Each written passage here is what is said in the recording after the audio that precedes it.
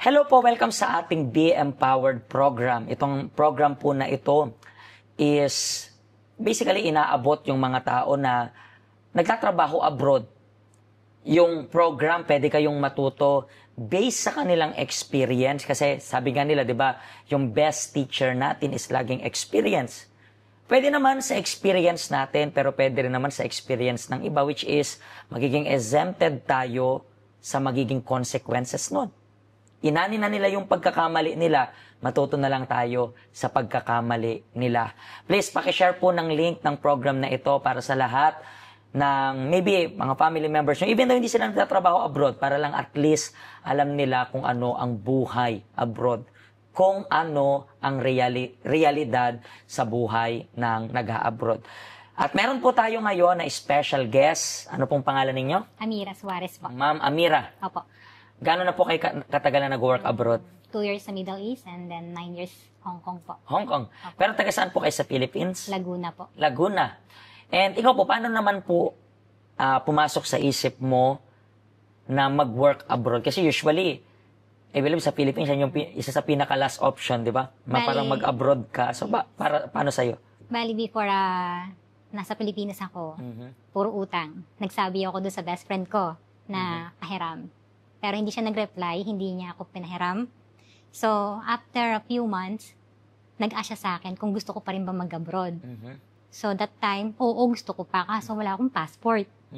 So, yung mismo siya, nagbigay sa akin ng passport. And then, ako yung dapat na ipapalit niya sa kanyang boss kasi paalis na siya puntang Brazil. And then, after that, nagkaroon ng complications sa Philippines sa by government. Hindi natuloy yung pagpunta ko dito sa Hong Kong, 2014. So, nag-decide ako na gusto kong umalis para makabayad ako ng mga utang. Meron na akong passport eh. So, parang unting push na lang, nandun na ako. Pero mga magkano yung utang mo that time? Kung naalala mo pa. Sa labat po eh, sa mga bank finance po. Tapos sa mga hipag ko. Pero wala kang idea kung mga magkano yung total? Doon sa asawa ko po sa ATM niya, 30,000. Eh, nagkakasakit yung mga bata, hindi may iwasan na magkasakit. Pero yung mga suma total ng, hindi kailangan yung eksakto, pero mga nasa 30,000 30,000. Na kasi, I was telling yung one time may lumapit sa akin, and then sabi niya, Pastor, kailangan kong magpa-counsel about utang. Nasabi niya yun sa akin. And then sabi ko, okay, ka-counseling kita about utang, pero magkano utang mo? Sabi ko sa kanya. Sabi niya, hindi ko po alam, yan ang problema kung gusto mong mabayaran yung utang. Hindi mo alam kung magkano utang mo, so paano mo aayusin niya? Yan yung reason kaya tinatanong ko sa'yo, di ba? Sabog po yung utang. May 2,000, iba-iba diba? po. Kaya nga kapag di natin alam yung suma total, mas mahirap makabayad. So, this time, ang naisip mong solusyon, working abroad. Pero nag-work ka na sa Philippines? Wala po, asawa ko lang po. Bali, nagtitinda-tinda lang ako ng mga kakanin. Mahilig po ako magluto, maglalako. So talagang kinukulang talaga? Yes, opo. And yung may passport ka na, sabi mo, hindi, gusto ko talaga mag-abroad. Opo. After kong magtinda ng sampagitan ng graduation, nakita ko may job fair sa munisipyo namin. And sabi ko, apply ako dito. Kasi pag uwi ko, wala na po yung job fair. Pasok ako sa munisipyo, sabi ko, saan lilipat yung job fair? Doon daw sa kabilang barangay. Kinabukasan, nagpunta po ako. April po, nung tanda-tanda ko, April 2014, April 11.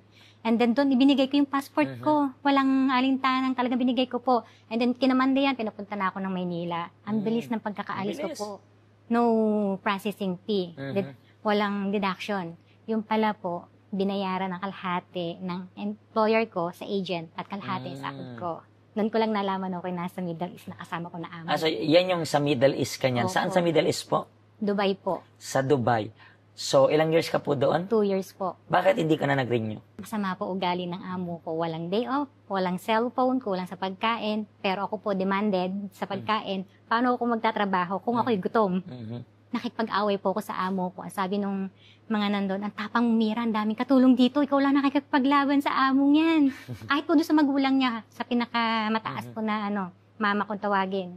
Talagang, yung bunganga ko po, walang tigil. Lumalaban po ako. Pero, tuloy-tuloy ako ng dasal na huwag mo ko pabayaan. Hindi ako mamamatay dito sa Middle East. Kasi, pinapatay daw po doon yung mga kasi doon parang parang unlike sa Hong Kong, di ba? Sa Hong Kong, parang even yung batas is pwede kayong protektahan. Doon is mas pabor sila sa mamamayan nila. Pero ang sabi kasi ng tita ko sa akin, huwag mo papakita na galit ka. Mm. Huwag mo papakita na ikaw walang alam. Kung alam mo yung rights mo, lumaban ka. So, ganun yung ginawa ko po. Kung gawa ng... Pero, di ba, sabi mo nga, first time mo yan, tapos Opo. pangarap mo pa mag-work abroad. Hindi ka ba na-discourage na, ito pala yung buhay abroad?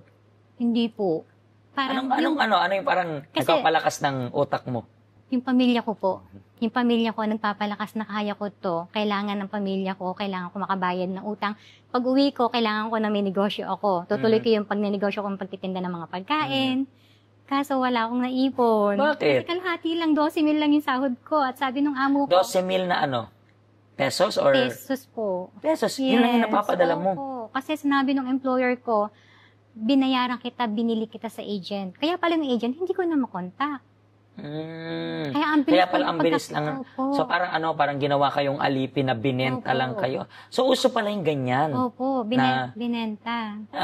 Ito rin po is magandang example mo kasi marami rin po sa ating nanonood na siguro plano mag-abroad. Yung mga walang placement fee po, Yeah, yun po yung sinasabi na walang placement fee, wala kang babayaran ka, zero. Kaya, tas mabilis pa yung proseso. Opo. Yung pala is parang binibenta. Opo. Tapos 12,000 lang. Yes, Within kaya these 2 kulang years. po. Tapos hindi mo rin pwedeng baliin yung kontrata mo na. Yes, hindi po ako makauwi. Wala po kaming day off, hindi ako nakakalabas po ng bahay. Nakakulong ako ng 2 taon sa bahay. So, syempre, sabi mo nga na-discourage ka. So, hindi ka naman ganun na-discourage. I mean, Opo.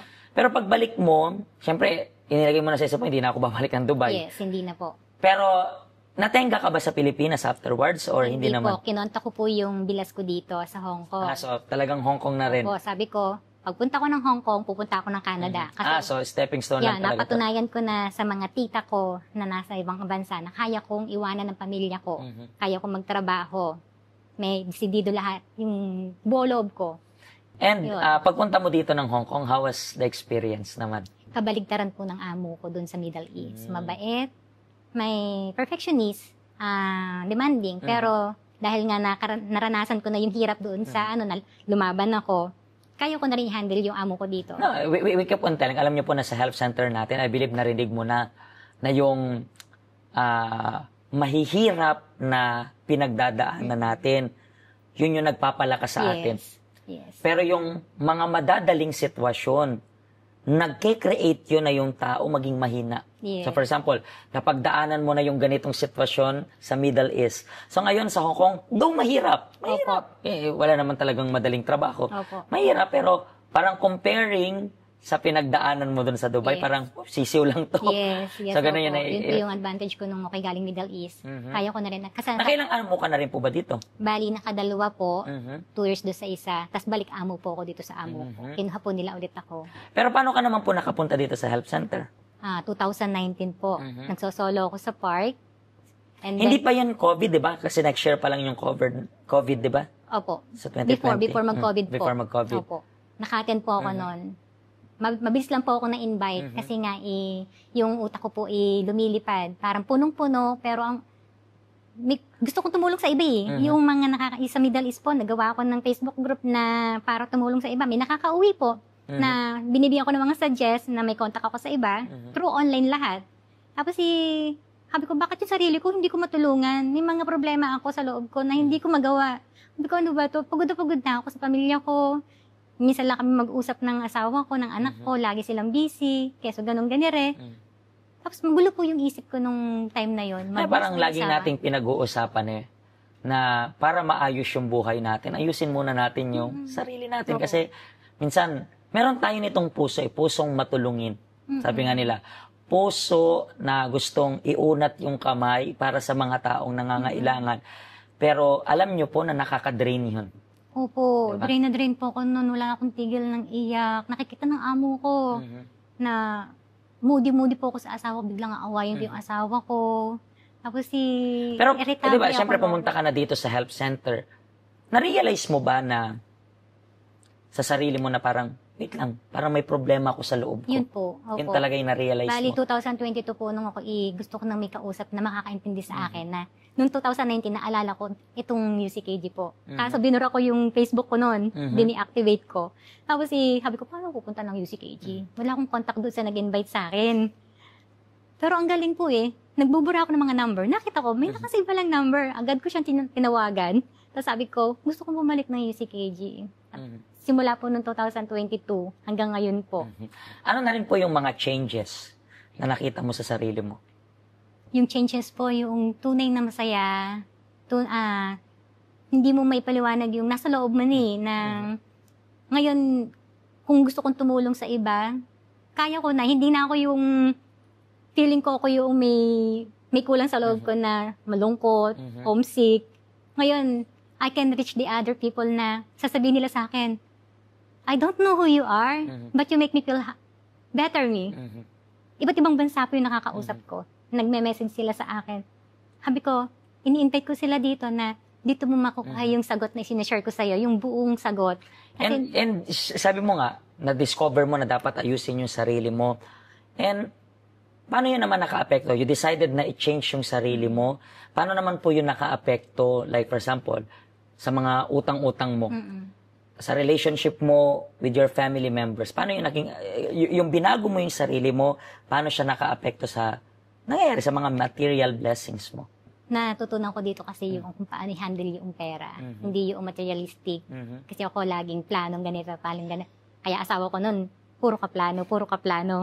Tapos dito ko na may mga mali pala. Kailangan kong i-fix yung i-handle yung pera. Kasi sobra na nga yung pera. Kukuha pa ako ng pagkakagastusan.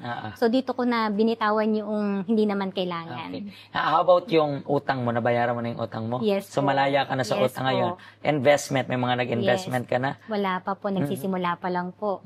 Nag-start pa po No, kasi last year po ako nagani. Ang maganda dun kasi is you were able to pay na yung utang mo. Opo. Diba? So, meaning to say, yung mindset mo in this, okay, this time tigil ng utang. Yes. So, dyan na rin mag-uumpisa na Opo. you are able to save na. And then after you save, you invest. Yes. And then, pag nag-for good ka, I believe magiging mas okay yung lahat. Opo. Diba? So, ngayon you can confirm na naayos mo na yung sarili mo. Opo, buo na po. Buo na. Yung Kaya wala ko nang nang i-reach yung iba na hindi ako nade-drain. nade-drain po. As in, drain na drain pagka ako yung sarili ko hindi ko matulungan, pero yung iba natutulungan ko.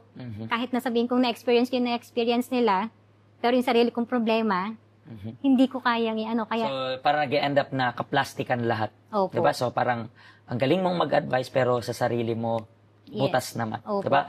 Yun po yung reason kaya gusto naming ipakita sa inyo na ang problema ay laging yung sarili. Sa oras na ayusin yung sarili, hindi naman po kasi automatically na kapag naayos mo yung sarili mo, automatically magiging ayos na rin lahat in just span of 3 weeks, sabihin natin. 3 weeks, magically, okay na lahat. No. Kasi bago mo rin maani yung ganyang kalaking problema, ilang action rin yan na mga mali. Ilang mga prosesong mali na nagpatong-patong, kaya lumaki. Parang yung utang, the same thing yung utang. Hindi naman utang niya na, wow, malaki agad. Katulad sa case niya, sabi niya, otay, 2,000 dito, 2,000 dito. Kasi yung 2,000 na yun yung kaya mong bayaran. Yun kasi yun eh.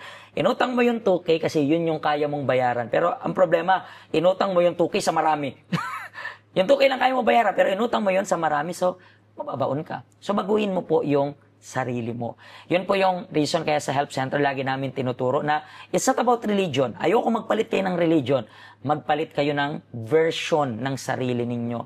And katulad ng na-witness nyo yung changes niya, magbabago rin yung buhay ninyo. Maraming salamat po sa pag-share nyo ng story ninyo and hopefully makaabot to sa mga tao. Okay? Maraming salamat po and see you sa next episode once again.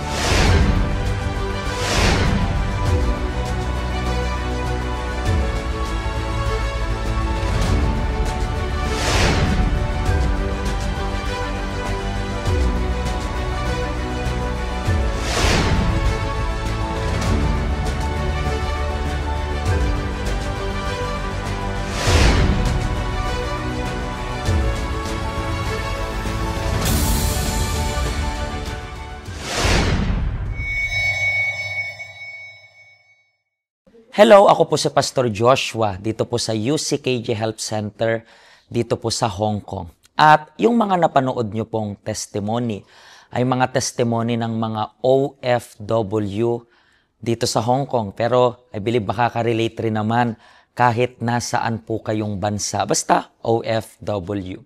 Ang Help Center po natin ay walang pinipiling religion.